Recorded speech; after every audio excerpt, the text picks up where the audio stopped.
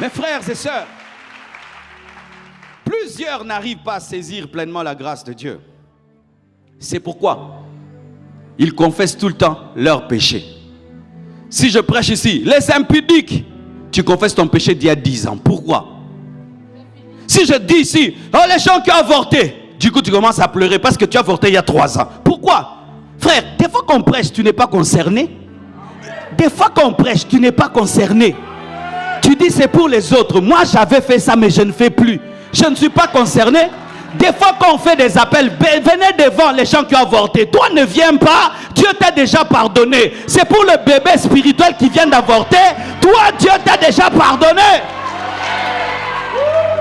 Et vous voyez des gens qui reçoivent Jésus-Christ à chaque culte. Qui va recevoir Jésus? Ils reçoivent un manque d'assurance. Tu vas recevoir Jésus combien de fois?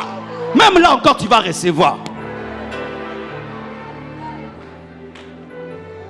Vous confessez tout le temps vos péchés et vous pleurez. Ça fait 10 ans que tu confesses le même péché. Tu as un problème de saisir la grâce de Dieu. Tu n'es pas sûr que tu vas aller au ciel. Quand tu penses à ta mort, tu as peur comme un païen. Et sachez, lorsqu'on n'a pas l'assurance du salut, l'assurance de la grâce, qu'est-ce qui se passe? Le diable utilise même des faux prophètes qui vont prophétiser tes anciens péchés. Sache ceci. Si tu as confessé un péché et un prophète vient te prophétiser ce péché, ce n'est pas Dieu qui l'a envoyé, c'est Satan. Parce que Dieu a oublié, il ne peut pas prophétiser des choses qu'il a oubliées.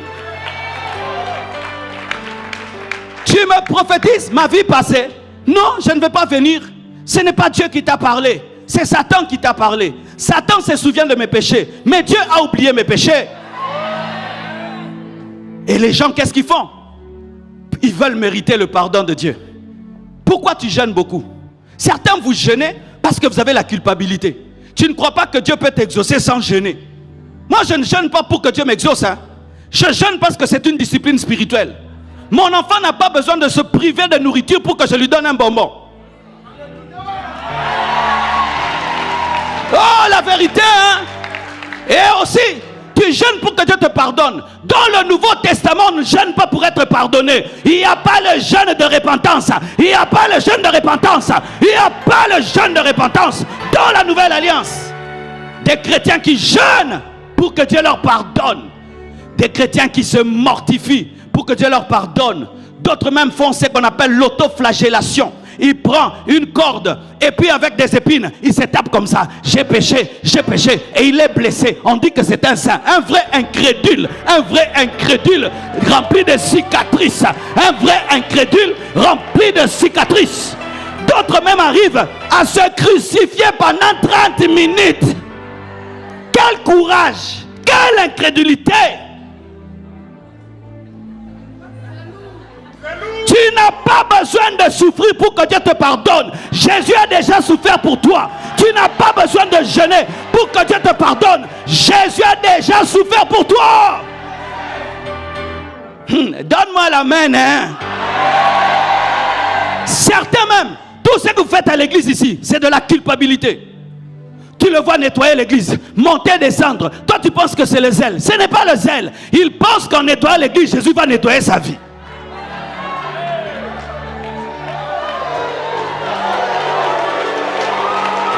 Oui, quand tu pêches beaucoup, tu commences à beaucoup servir Dieu. Tu commences à beaucoup servir Dieu. Pourquoi? Pour mériter. L'œuvre de Dieu n'amène pas le pardon. Servir Dieu n'amène pas le pardon. C'est l'œuvre de la croix qui amène le pardon. Il a tout accompli, tu n'as rien à ajouter. Hey, donne-moi l'amen, Quand tu pleures à l'église, tu pleures pourquoi? Pourquoi tu pleures? Tu pleures pour des péchés d'il y a 10 ans. D'autres, vous avez avorté. C'était des prophètes que vous avez tués. J'avais tué un prophète. Que Dieu libère ta mémoire du péché et que tu puisses te souvenir que Dieu t'a pardonné, que Dieu t'a libéré. Si tu as oublié, moi aussi j'oublie.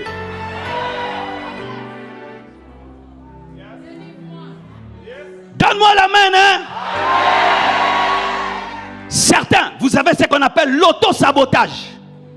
C'est-à-dire quoi? Quand tu as péché et tu commences à réussir, Toi-même, tu sabotes ta vie pour te punir. Comme j'ai fait le mal, je dois échouer. Comme ça, je dois sentir la punition de mon mal. Qu'est-ce que tu as, mon frère? Qu'est-ce que tu as?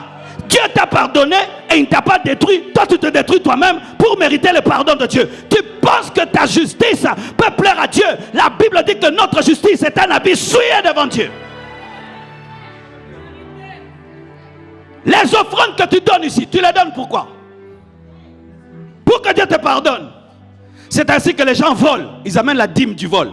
Ils se prostituent. Ils amènent la dîme de la prostitution. Pourquoi? Pour que Dieu pardonne. Comme si vraiment les francs CFA et les dollars sont consommés au ciel, quoi.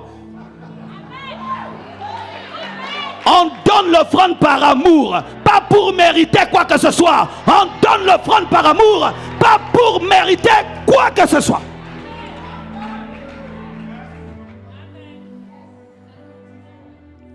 Je te pose cette question. Vis-tu toujours dans la culpabilité? Certains même, vous ne servez plus Dieu à cause de ça. Tu avais péché, Dieu t'a pardonné. Et te dit, mon fils, sers-moi. Non, je suis indigne. Je suis indigne, je monte sur l'estrade, je vais la rendre impure. Dieu t'a dit qu'il t'a pardonné. Relève-toi, continue. Non, je dois faire 10 ans de pénitence. C'est ta religion. C'est ton incrédulité. Ce n'est pas Dieu. Ça paraît beau, mais c'est sale spirituellement. C'est sale.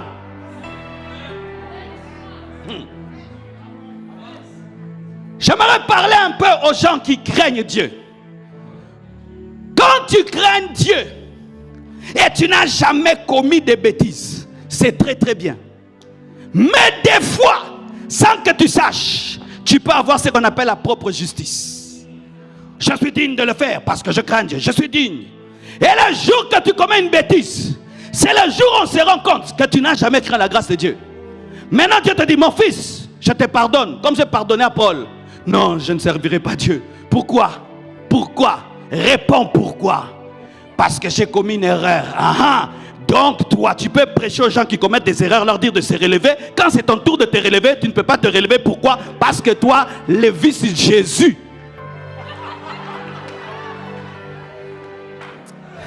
C'est ainsi que vous remarquez. Certains qui ont eu un témoignage parfait, les jours qu'ils commettent une bêtise, ils rentrent dans le monde. Parce qu'ils ont ce qu'on appelle la propre justice, l'orgueil spirituel. Frère, ne sois jamais orgueilleux de craindre Dieu. Tu seras humilié un jour. Ne sois jamais orgueilleux d'être discipliné. Tu seras un jour humilié. Tout est grâce, tout est discipline. Tout est grâce, tout est faveur. Je suis discipliné par la grâce de Dieu. Je crains Dieu par la grâce de Dieu. Je suis un bon mari par la grâce de Dieu. Je suis un bon pasteur par la grâce de Dieu. Ne soyez jamais orgueilleux d'une dimension spirituelle. Certains même arrivent à se suicider. Se suicider. Je suis tombé, je suis plus digne de vivre. Et le frère se tue. Tout droit en enfer, mon frère. Tout droit, sans courbir. Tout droit en enfer.